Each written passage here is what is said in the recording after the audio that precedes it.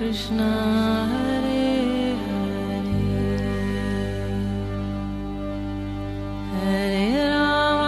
हरे राम राम राम हरे हरे। नमस्कार, रेडियो मानव रचना 107.8 FM पर मैं हूँ सरिता आपके साथ और शुरू हो चुका है प्रोग्राम आत्मदर्शन, जिसमें हम बात करते हैं प्रभु श्री कृष्ण की, उनकी लीलाओं की। और हमेशा की तरह इस प्रोग्राम में अपना ज्ञान हमारे साथ बांटने के लिए स्टूडियो में मौजूद हैं रागलेखा दासी जी, शरणाश्रित युगाचार्य श्रीमद भक्ति वेदांत नारायण गोस्वामी जी की शिष्या। रागलेखा दासी जी, आपका स्वागत है हमारे स्टूडियो में। हरे कृष्ण। आजकल हम बात कर रहे हैं इस प्रोग्राम में श्रीमद् भागवतम के उपाख्यानों के बारे में और बहुत सारे प्रसंग कथाएं हम सुन चुके हैं रागलेखा दासी जी से, और आज भी कुछ अपने श्रोताओं के लिए हम प्रसंग लेकर आए हैं। तो आज के इस एपिसोड में आप कौन सा प्रसंग हमारे श्रोताओं को सुनाएंगी? आज हम कलयुग के धर्म के बारे में चर्चा करेंगे। जी। कलयुग में जिसके पास धन होगा, ऐसा श्रीमद् भागवतम के 12 स्कंद में चैप्टर 2 में कहा गया है कि कलयुग में जिसके पास धन होगा उसको कुलीन, सदाचारी, सद्गुणी मानेंगे और विवाह संबंध के लिए कुलशील, योग्यता आदि की परख नहीं रहेगी। वो युवती युवती की पारस्परिक रुचि से ही संबंध हो जाएंगे, तो प्रेम विवाह, लव मैरिज। जी। जो जितना छल कपट कर सकेगा वह उतना ही व्यवहार कुशल माना जाएगा। स्त्री और पुरुष की श्रेष्ठता का आधार उसके शील संयम न होकर केवल रति कौशल ही रह जाएगा। ब्राह्मण की पहचान उसके गुण स्वभाव से नहीं होगी, जब वो पवित्र ही हुआ करेगी। जो घूस देने या धन खर्चने में असमर्थ होगा उसे अदालत से ठीक ठीक न्याय न मिल सकेगा, और जो बोलचाल में जितना चालाक होगा उतना ही उसे बड़ा पंडित माना जाएगा। और साधुता की दोषी होने की एक ही पहचान होगी कि गरीब होना। जो जितना दम पाखंड कर सकेगा उतना ही बड़ा साधु समझा जाएगा। विवाह के लिए एक दूसरे की स्वीकृति ही पर्याप्त होगी। शास्त्रीय विधि विधान संस्कार की कोई आवश्यकता न समझी जाएगी। बाल आदि संवार कर कपड़े लत्ते से लैस हो जाना ही स्नान समझा जाएगा। जी। लोग दूर के तालाब को तीर्थ मानेंगे और निकट के तीर्थ को गंगा, गोमती, माता पिता आदि की उपेक्षा करेंगे। सिर पर बड़े बड़े बाल, काफुल रखना ही शारीरिक सौंदर्य का चिन्ह समझा जाएगा। जीवन का सबसे बड़ा पुरुषार्थ होगा उसका पेट भर लेना। जो जितना ढिठाई से बात कर सकेगा उतना ही सच्चा समझा जाएगा। योग्यता चातुर्य की सबसे बड़ा लक्षण ये होगा कि मनुष्य अपने कुटुंब का पालन कर ले। कभी वर्षा ना होगी, कलयुग में सूखा पड़ जाएगा, कड़ाके की सर्दी पड़ेगी और कभी पाला पड़ेगा। कभी आंधी चलेगी, कभी गर्मी पड़ेगी और कभी बाढ़ आ जाएगी। उत्पातों के और आपस के संघर्ष से प्रजा अत्यंत पीड़ित हो जाएगी, नष्ट हो जाएगी। जो लोग भूख, प्यास और नाना प्रकार की चिंताओं से दुखी रहेंगे, रोग से तो उन्हें छुटकारा ही ना मिलेगा। कलयुग में मनुष्य की परम आयु केवल 20 या 30 वर्ष हो जाएगी। तो मनुष्य बहुत शॉर्ट लाइफ स्पैन हो जाएगा, 20 या 30 वर्ष। कलिकाल के दोष से प्राणियों के शरीर छोटे छोटे क्षीण और रोगग्रस्त होने लगेंगे, तो छोटे साइज के हो जाएंगे। गाय भी सब छोटी हो जाएंगी। कलिकाल के प्राणी भी बौने बौने हो जाएंगे। धर्म में प्राखंडता की प्रधानता हो जाएगी और राजे महाराजे डाकू लुटेरे के समान हो जाएंगे।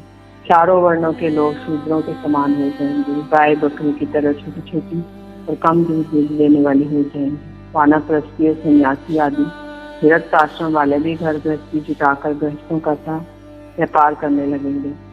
धान, जौ, गेहूं आदि धान्यों के पौधे छोटे छोटे होने लगेंगे। सब कुछ छोटा छोटा हो रहा है।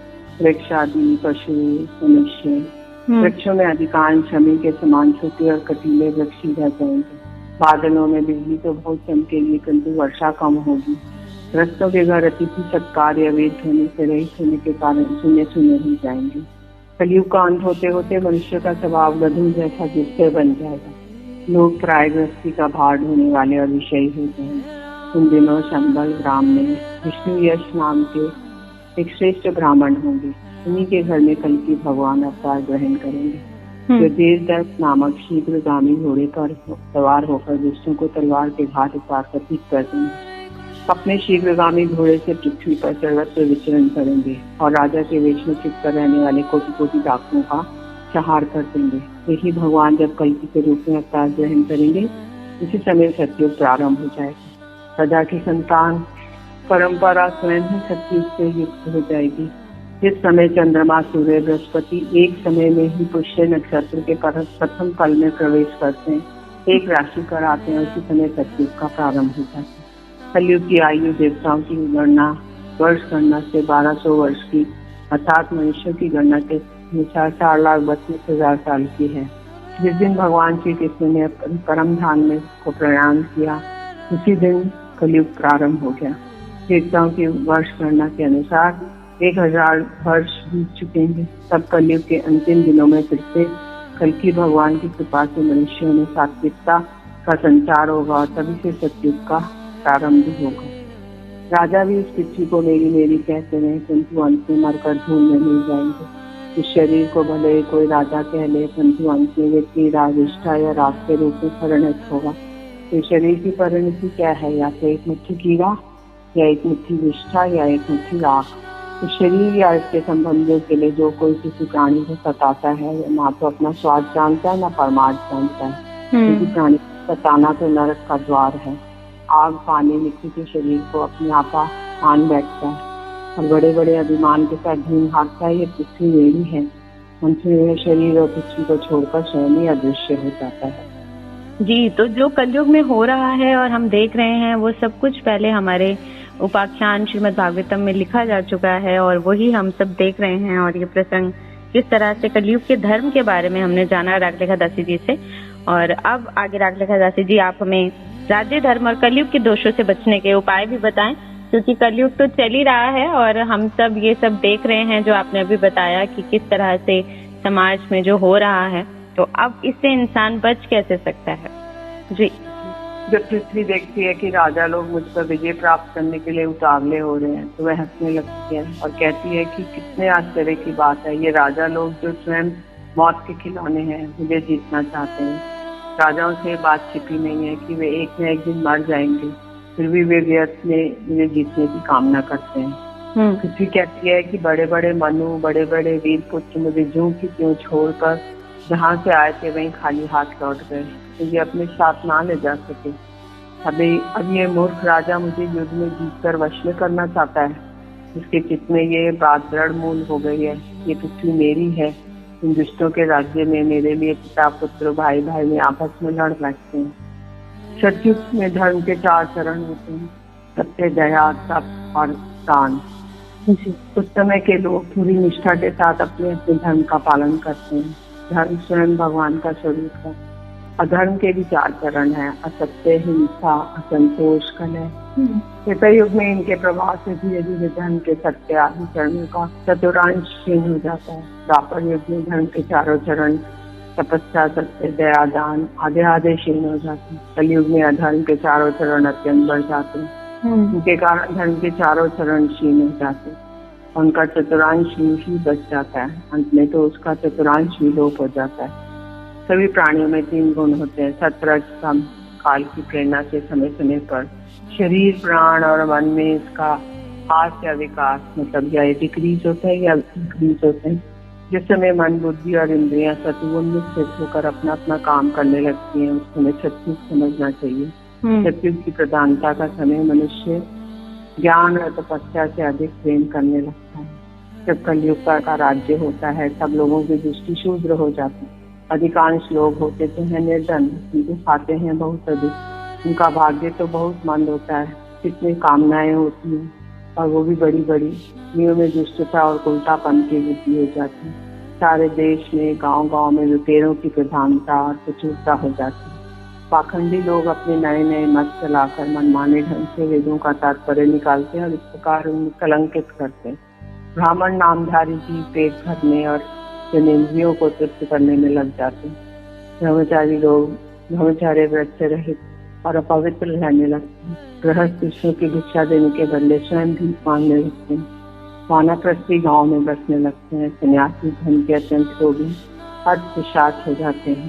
स्त्रियों का आकार तो छोटा हो जाता है और भूख बढ़ जाती है। इनमें संतान बहुत अधिक होती है और वे अपने कुल मर्यादा को उल्लंघन करके लाज हया जो उनका भूषण है छोड़ बैठती है।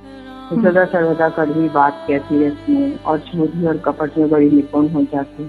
व्यापारी का हृदय अत्यंत क्षुद्र हो जाते हैं। वे कौड़ी कौड़ी में लिपटे रहते हैं और सदाम सदाम के लिए धोखाधड़ी करते हैं। और तो क्या, आपत्तिकाल न होने पर, धनी होने पर भी वे निम्न श्रेणी के व्यापारों को जिनकी पुरुष निंदा करते हैं ठीक समझने लगते हैं और अपनाने लगते हैं। निम्न श्रेणी मतलब जैसे लेदर सेलिंग या मीट आदि का करना।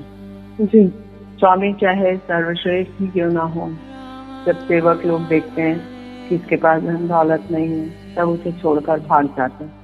सेवक चाहे कितना ही पुराना क्यों ना हो, क्योंकि जब किसी विपत्ति में पड़ जाता है तब स्वामी उसे छोड़ देते हैं। और तो क्या, गौएं बांझ हो जाती हैं, दूध देना बंद कर देती हैं, और सब लोग उनका भी परित्याग कर देते हैं।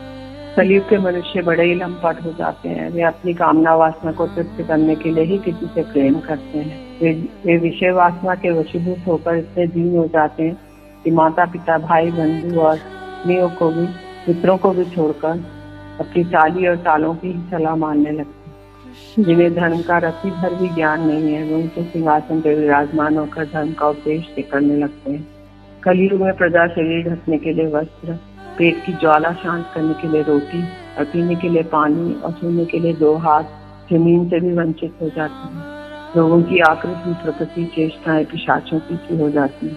कलयुग में लोग अधिक धन की तो बात ही क्या, कुछ कौड़ियों के लिए आपस में वैर विरोध कर लेते हैं और बहुत दिनों के सद्भाव और मित्रता को तिलांजलि दे देते हैं। इतना ही नहीं, वे दमड़ी के लिए सगे संबंधियों तक की हत्या कर बैठते हैं। पुत्र अपने बूढ़े माँ बाप की भी रक्षा पालन पोषण नहीं कर सकते, उनकी उपेक्षा कर देते हैं।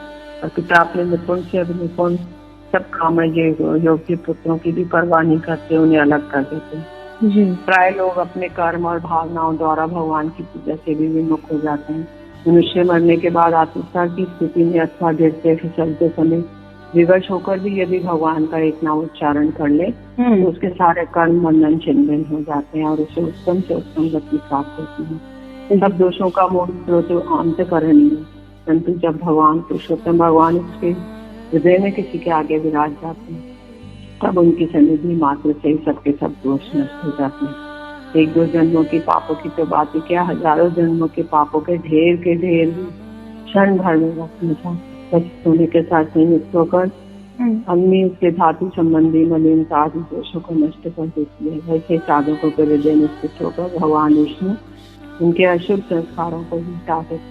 तपस्या, प्राणायाम, व्रत, दान, जप आदि किसी भी साधन से मनुष्य के अंतःकरण की वैसे वास्तविक शुद्धि नहीं होती, वैसी शुद्धि भगवान पुरुषोत्तम के हृदय में विराजमान होने पर होती है। तो सुखदेव गोस्वामी कह रहे हैं राजा परीक्षित को कि अब तुम्हारी मृत्यु का समय निकट आ गया है, तुम सावधान हो जाओ। पूरी शक्ति और अंतःकरण की सारी रीतियों से भगवान श्री कृष्ण को अपने हृदय सिंहासन में बैठा लो। ऐसा करने से अवश्य ही तुम्हें परम गति की प्राप्ति होगी। जो लोग मृत्यु के निकट पहुंच रहे हैं उन्हें सब प्रकार से परम ऐश्वर्यशाली भगवान का ही ध्यान करना चाहिए।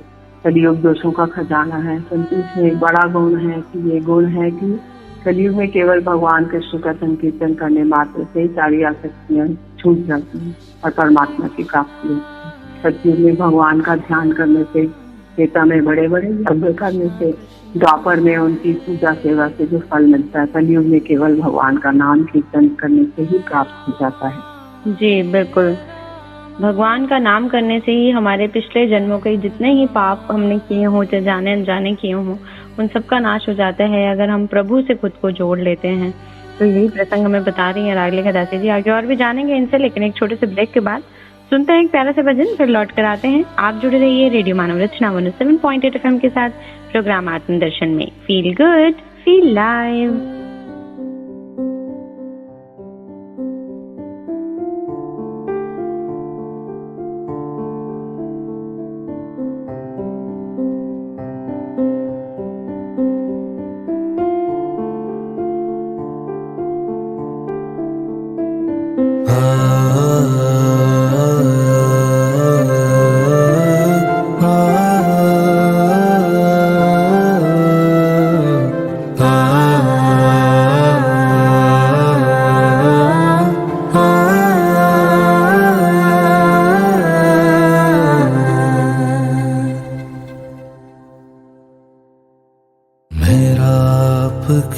कृपा से सब काम हो रहा है मेरा आपकी कृपा से, सब काम हो रहा है। करते हो तुम कन्हैया मेरा नाम हो रहा है। करते हो तुम कन्हैया मेरा नाम हो रहा है। मेरा आपकी कृपा से सब काम हो रहा है। मेरा आपकी कृपा से सब काम हो रहा है।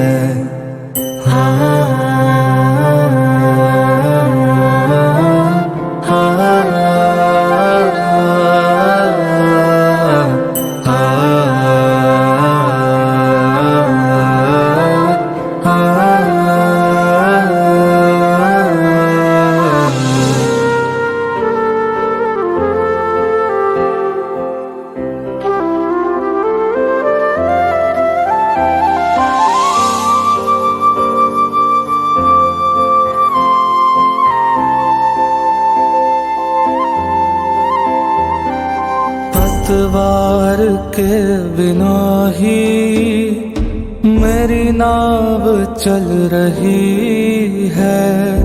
पतवार के बिना ही मेरी नाव चल रही है। हैरान है जमाना मंजिल भी मिल रही है। हैरान है जमाना मंजिल भी मिल रही है। करता नहीं मैं कुछ भी सब काम हो रहा है। करता नहीं मैं कुछ भी सब काम हो रहा है। करते हो तुम कन्हैया मेरा नाम हो रहा है। करते हो तुम कन्हैया मेरा नाम हो रहा है। मेरा आपकी कृपा से सब काम हो रहा है। मेरा आपकी कृपा से सब काम हो रहा है। मैं तो नहीं हूँ काबिल तेरा पार कैसे पाऊं। मैं तो नहीं हूँ काबिल तेरा पार कैसे पाऊं। टूटी हुई वाणी से गुणगान कैसे गाऊं। टूटी हुई वाणी से गुणगान कैसे गाऊं। तेरी ही प्रेरणा से ये कमाल हो रहा है। तेरी ही प्रेरणा से ये कमाल हो रहा है। करते हो तुम कन्हैया मेरा नाम हो रहा है। करते हो तुम कन्हैया मेरा नाम हो रहा है। मेरा आपकी कृपा से सब काम हो रहा है। मेरा आपकी कृपा से सब काम हो रहा है।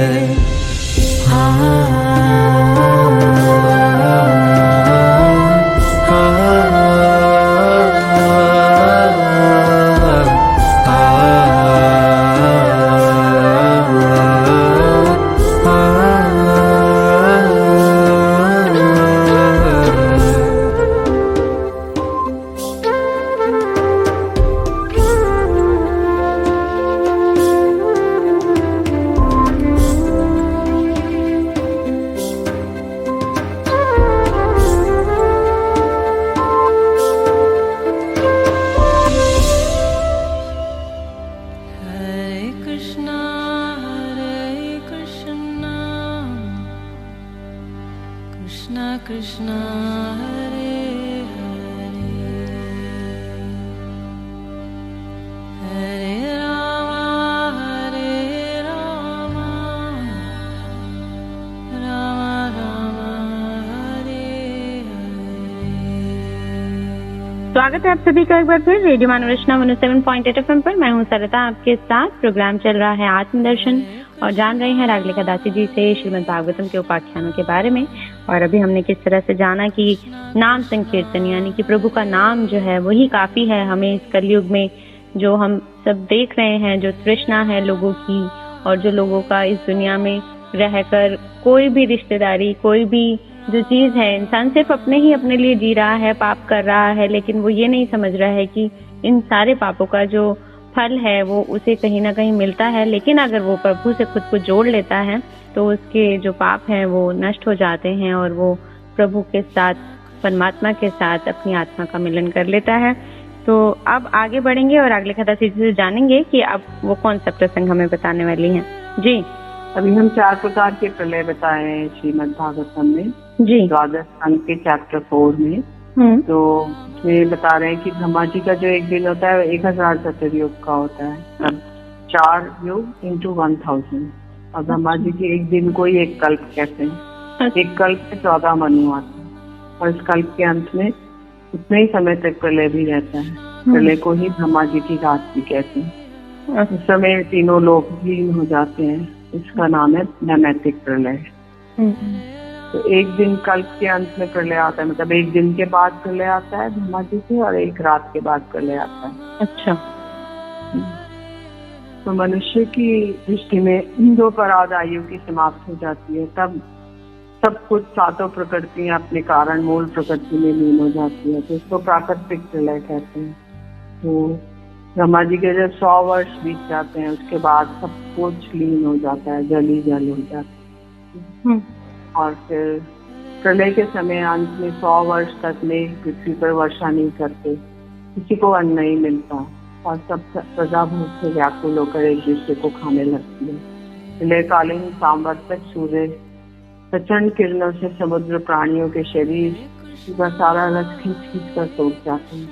संकर्षण भगवान के मुख से प्रलयकालीन संवर्तन अग्नि प्रकट होती है।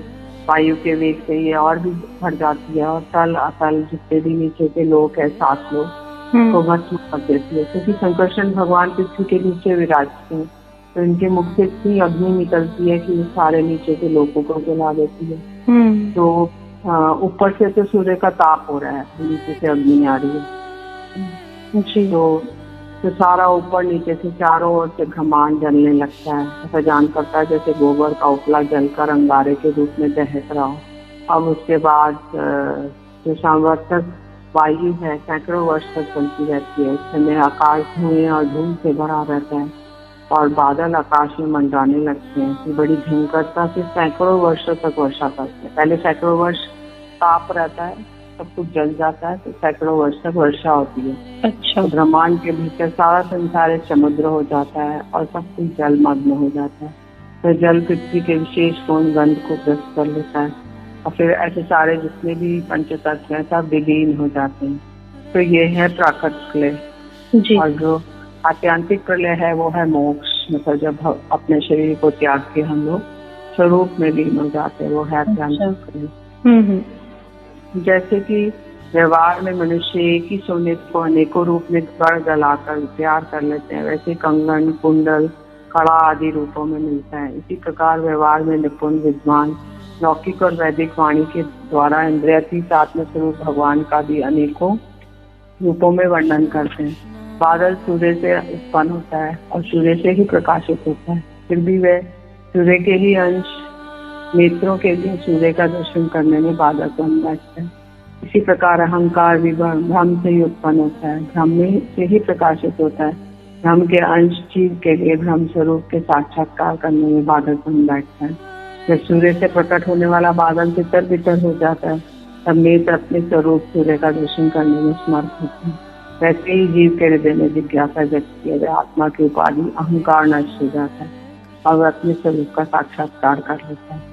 जब जीव विवेक की खड़क से अपनी माया में अंधकार का बंधन काट देता है, कि अपने एक रस आत्म स्वरूप का साक्षात्कार में स्थित हो जाता है और आत्मा की माया मुक्त वास्तविक स्थिति को ही आत्यांतिक करने कहते हैं। ब्रह्मा से लेकर तिनके तक जितने प्राणीय पदार्थ हैं सभी हर समय पैदा होते हैं और मरते रहते हैं, इसलिए नित्य रूप से इनकी उत्पत्ति और प्रलय होती रहती है। जी जी बिल्कुल। तो रागलेखादासी जी, आपने आज बहुत कुछ हमें बताया श्रीमद् भागवतम के उपाख्यानों में से। तो दोस्तों, लेकिन अभी जो वक्त है वो आगे बढ़ने की इजाजत नहीं देता। हम आगे और भी बहुत कुछ जानेंगे श्रीमद् भागवतम के उपाख्यानों के बारे में, लेकिन आज के लिए बस इतना ही। रागलेखादासी जी, आपका बहुत बहुत शुक्रिया हमारे स्टूडियो में आने के लिए। हरे कृष्ण। तो श्रोताओं, अगले एपिसोड में आत्मदर्शन प्रोग्राम के अंतर्गत रागलेखादासी जी से फिर मुलाकात होगी और जानेंगे श्रीमद् भागवतम के उपाख्यानों के बारे में बहुत कुछ। लेकिन अभी के लिए हमें दीजिए इजाजत और सुनते रहिए रेडियो मानव रचना 107.8 FM पर आने वाले और भी प्रोग्राम्स को। Feel good, feel live.